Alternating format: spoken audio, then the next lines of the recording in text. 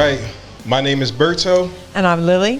And welcome to Straight Up Podcast, where we aim to connect international artists with locally based musicians and entrepreneurs. So we have a special guest in the building today. We have Billboard topping, iTunes topping, DJ, producer, Universal Music artist, Shaun Warner in the building today. What's going on, man? It's nice to be here, guys. Thanks for having me. Well, you know, when you get an intro like that, how do you feel today, Shaun? I think I better update my bio. I wasn't topping any Billboard charts. I was just happy to be there at all. Hey, look, that. Just being on Billboards is amazing. You know what I mean? That's is an amazing thing. But you definitely chopped the iTunes charts for sure. Yeah, right? that was fun. That was good. It was nice. Gotcha. So we're happy to have you with us today here at Straight Up Podcast. We appreciate you stopping by, man. So can you tell us, who is Shaun Warner? Well, just regular dude, I guess. I guess first and foremost, I'm a dad. I've got 2 young boys. That's what takes up most of my time. And then outside of that, I'm just like a pretty chill, regular person, I guess. Totally downplaying it. Totally downplaying it. No, I'm not. Loving it. Like, it's just, I do music a little bit here and there, and I enjoy it. Somebody who likes to do what they enjoy. Gotcha. Yeah. Doing what you love, man. Yeah, exactly. I think I'm at a point where I'm just like, if I don't like it, I'm just not going to bother doing it. Gotcha. Well, it doesn't feel like work, does it? Yeah, exactly. So it's an easy way to spend your day if you enjoy most of the things you do. True. Yeah. Don't work a day in your life. Exactly. Right. It's always a good feeling. Always a good So feeling. none of us are working then? Yeah. Well, I beg to differ. I work on the road though, you know. But that's all good. So, I'm sorry. I'm going to jump in for a second. Go for it. Only because I want everyone to know that you lived in my land for a while. Yes, indeed. So for anyone who hasn't realized, born and bred in Ireland? Yes, exactly. And then you moved to? So I was in Ireland until 2007, and then I left everything, quit everything. With the money I'd saved, I just went backpacking, Southeast Asia, then landed in one side of Australia in Perth, bought a rubbish car for like $1,000. It wasn't even roadworthy. Classic story. Drove across the Nullarbor Desert, took 5 days, and then... You did it in 5 days? Yeah, we just Not bad. we pegged it. I was going to say... Also, there was a massive bushfire going behind us. Okay, so that helps you go fast. So You got to understand, he literally, that's like driving across the whole of Australia. Really? Yeah. Yeah, I got to explain. Doing it in 5 days is... It was full on. There was definitely a fire behind you. There actually was like a Fire. big fire, and some road train drivers died, and so we were just like trying to stay ahead of it. It's almost like a movie a little bit, you know? No, I'm making it sound more dramatic than it was. We were just... But then I was supposed to keep going to New Zealand and then South America, but I blew all my money, so I stopped and stayed in Australia for what was supposed to be a year then. That turned into 2 years, turned into 7.5 years. Where did you land in the end? Don't say Sydney. Please don't say Sydney. Brisbane. Oh. Listen, don't you... Okay, I won't hold it against you. Yeah. I'm a Melbourne girl. Every other city is bad. So, every other city. So. Every other city is bad. Yeah, like 3.5 years Brizzy and then 3.5 years Sydney. Okay, that's it. I'm out. Okay, guys, it's been a pleasure. It's been a pleasure.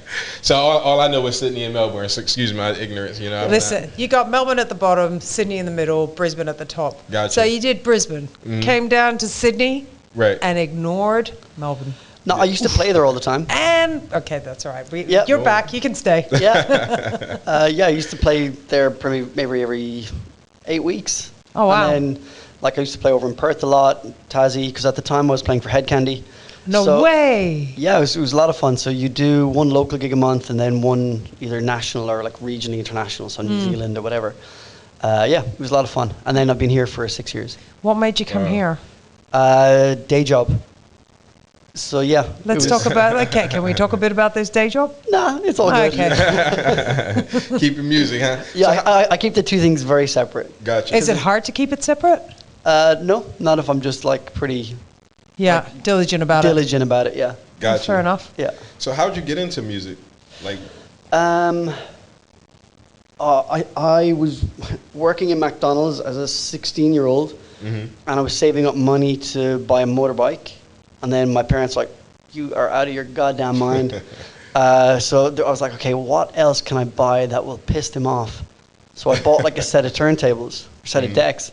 And then I brought it home and I was like, yeah, now like check out all this loud music you're going to have in the house. And my dad's like, I never told you, but like I used to DJ as well. No. Oh. He set up like the first nightclub in my city. No. Yeah, like, and when he was doing it, someone was like, no one's going to pay money to hear you play music they can hear on the radio for free. Like that was the mindset. And he's like, no, I think I can make it work. Right. So then he pulled out like his all amps and all speakers and he helped me get everything going. And he was like really, they were super supportive, let me borrow the car to go to gigs. Oh wow, that's so then I started gigging at about 17 with like a fake ID and just that's so also playing in nightclubs. Backfired on you. Yeah, exactly. In a great way. Exactly. I'm going to show you. And they're like, well, yeah, it's good that you're out earning money like at a young age. So they were pretty happy. Is that sort of where you developed your own sort of creative process? Was it some tips from your dad or Not something that evolved later? So I always wanted to make music, but I'm clueless when it comes to making music. Like genuinely, if you saw my process of how I do it, you're just like, nah, that's not right. But it's clearly working. But it's I think it's down to more stubbornness than any sort of creative process. But it wasn't until I was in Australia. I was living with a guy.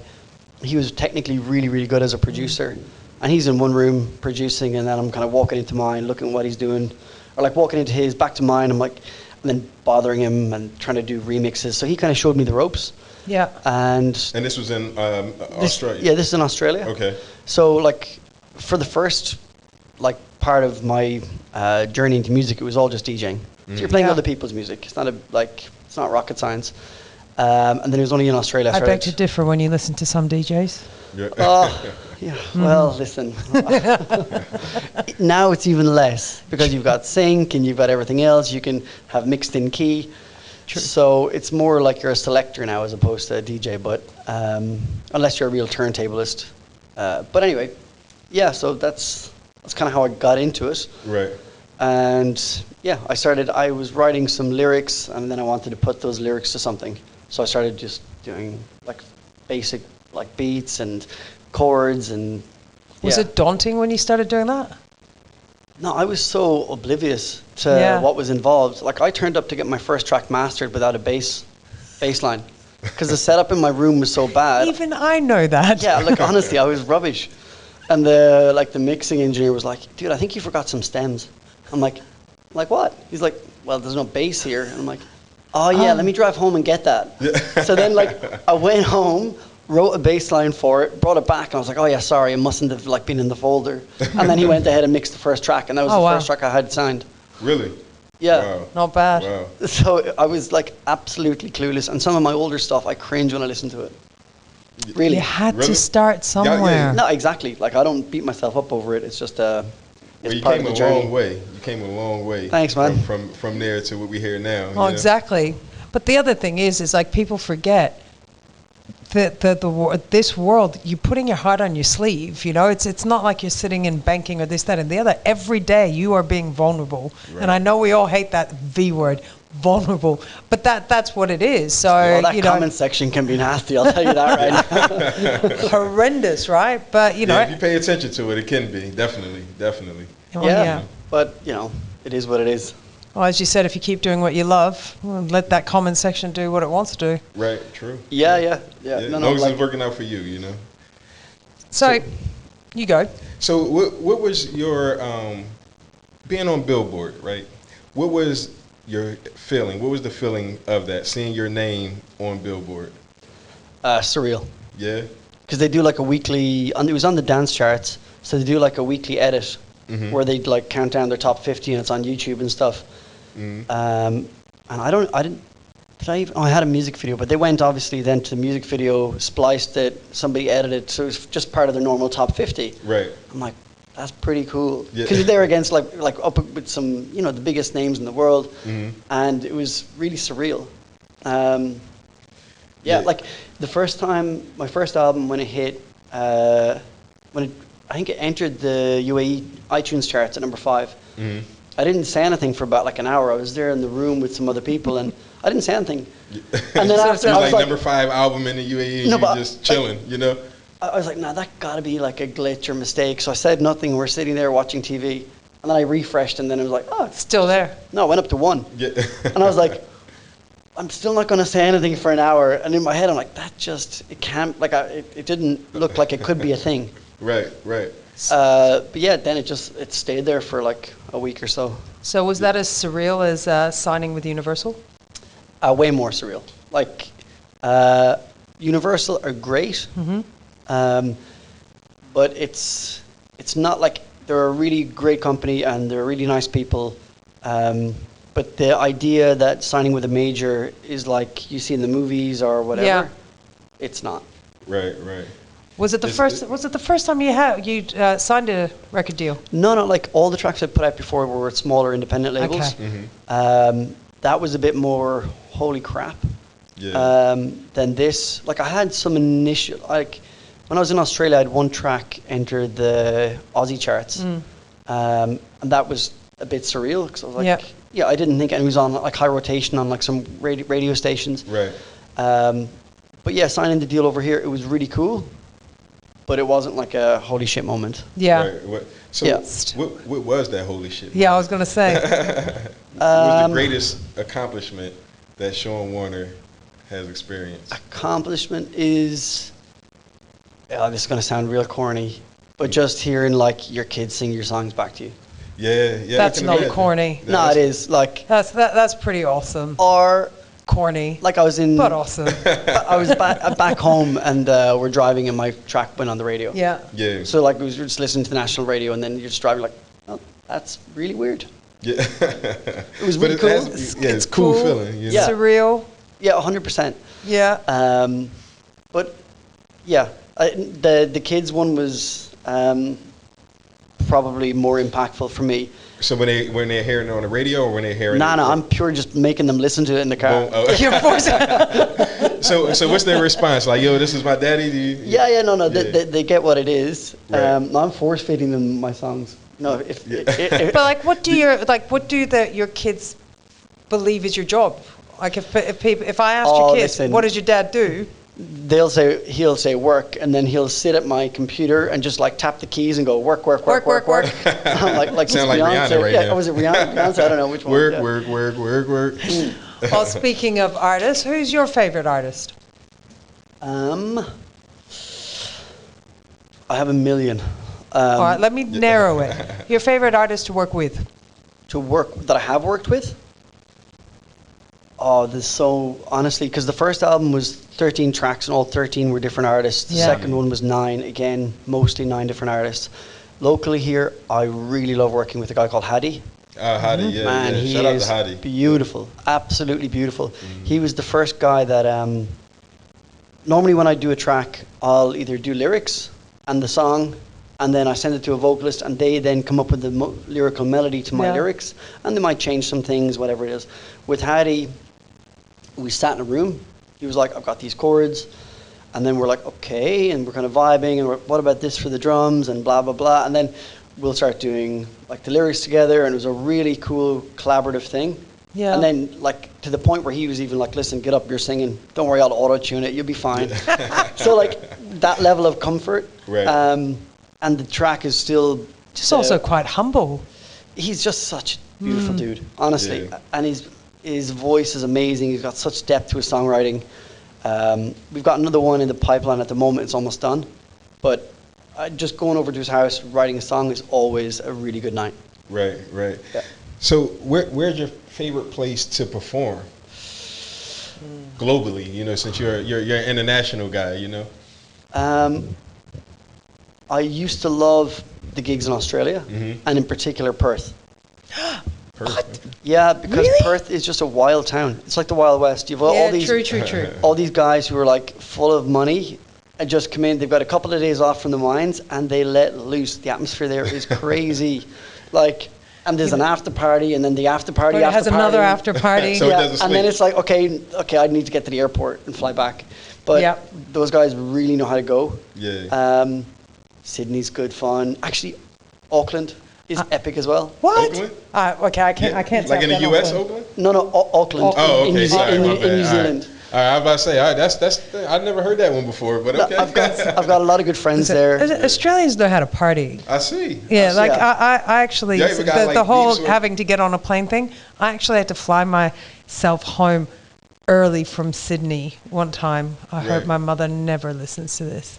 I actually partied that hard that I'm like, if I don't bring myself home, I'm not gonna make it home. Yeah. Yeah, like the Aussies can party. That's yeah. And the Kiwis as well. They're Yes. awesome people. Yeah. And I've got a friend over there who's like a childhood friend, Ulton. We've done some tracks together, and now he's blown up. I mean, absolutely blown up as a group called Autosan. So like playing arenas, and so when I went over there, we're playing together. We go into these small clubs, might only hold 300-400 people, Yeah. packed, and it's just such a good family vibe because he's like really big over there, and everyone's just really chill. And New Zealanders are lovely anyway. Yeah, Yeah. Such nice people over there. You know, Yeah, every they're New Zealander super over there. nice. Oh, yeah. Yeah. So that's, you know, as far as like your favorite places globally, that's the Aussie. I gotta make my way over Australia, there New because Zealand. it's Oh just mate, like- you have to. I feel like I'm missing out now. Listen, Everybody even if who I I'm talk- not there, I'll hook you up with my dad and my brothers. Yeah. And Lauren will kill me that Yeah. I did that because she'll be like, he's not going to make it back. It is awesome. I want to party with Pops, man. You know. Oh, dude, everyone that said that with my dad, my dad can like, everyone's done, he's still standing. Yeah. He's What a epic. true blue. He's totally epic. So top 3 favorite artists of all time, musicians of all time. Wow. That's impossible to answer. That is impossible. It depends on the day. So Today. you could go with Andrea Bocelli, like just absolutely incredible. I'm trying to think who. There's a lot of people that I love for different reasons. So someone like Dre is epic, just because the amount of people's careers that he's made. Yeah. Chemical Brothers are awesome. They've got such a diverse sound. Like they can do a track with like Q-Tip to Beth Orton to doing like their own bangers. Yeah. Yeah, so they're not really pigeonholed into one genre. Even Not though they're- at all. You Yeah. started with Andrea Bocelli and finished No, with I mean Chemical like Brothers. Chemical Brothers aren't like they're such They're a something else, yeah. Yeah, I think they're epic. Yeah. There's 3. All right, well, I'm going to keep you in the hot seat. Okay. All right. Okay. Bucket list of the artists that you would love to work with. It could be more than one. Can we give it more than one? Let's do it. Let's do it. It's Shaun. You know, he gave Yeah, me yeah. once, man. You know. Wow. Sia. I'm just gonna pick just her because she did a track that Milo remixed. I think maybe in, I don't know what time, 2005 or 2006. I can listen to it now. It's called Breathe Me. It's incredible, unbelievable. I'm not talking about Sia like Titanium Sia. She's obviously incredible with that as well. Right. But early in her career, Amazing. unbelievable. She's actually one of the few artists whose entire albums I can listen to. Yeah. You know how normally there's beginning the to few end. you got your favorites, but with her music, Yeah, I think she's absolute badass. Like yeah, her and that songwriting, voice. yeah, it just cuts. You believe every Yeah. word she says. Yeah, like I'm actually really glad that she ended up singing her own music. Yep. You know, because they don't know. No disrespect to other artists, but the way she sings her music, yeah. Yeah, and a weird one, not a weird one, but Ellie Goulding as well. If you guys listen to she did a cover of Temper Trap, Sweet Disposition for BBC, and that will break your heart when you listen to it. It's Gonna just have to listen to that. unbelievable, and you get a voice like that on a track. Like I'm not her poppy music. I'm not the target demographic for that, so I wouldn't have mad feels for it. But she has a capability that she's just incredible. Yeah. So, what artist inspires you? All of the above, definitely Chemical Brothers. I really like the fact that they're not stuck to one genre, and they just do what they want to do, and they're just been rocking it forever. They don't really seem to care. You don't see them playing the social media games. They just do what they do. Yeah, the music They make speaks for music. themselves, and Yep. it's just all quality. Yeah, I think for them, they've been like huge. Yeah, yeah. So, what was the last gift that someone have given you? The last This gift. is my favorite part. Ooh. Okay, recently I was given a super nice gift of a keyboard, but it's for my kids. Oh, bless Oh, them. that's beautiful, man. Yeah, to That's introduce, beautiful. yeah. It's good to see a family man within his business, because it's rare that you hear somebody talk about their family, you know, in a sense where it's good, man. You know, Yeah. especially a guy. I'm gonna embarrass you for a moment. Can you share the story you shared with me before we went on air Which about one? how you start the day with your kids? Oh, yeah, we listened to a track. I love this. Yeah, it's like we like to do some dancing, which is a bit embarrassing, but And they're 2 and 6. 2 and 6, the 2.5-year-old. But there's a track. It's Ludovico is the actual track, but there's a version of it with Greta Sabo Beck. She's an artist from the Faroe Islands. She is incredible, unbelievable. Like everything she does is incredible. I really want to work with her.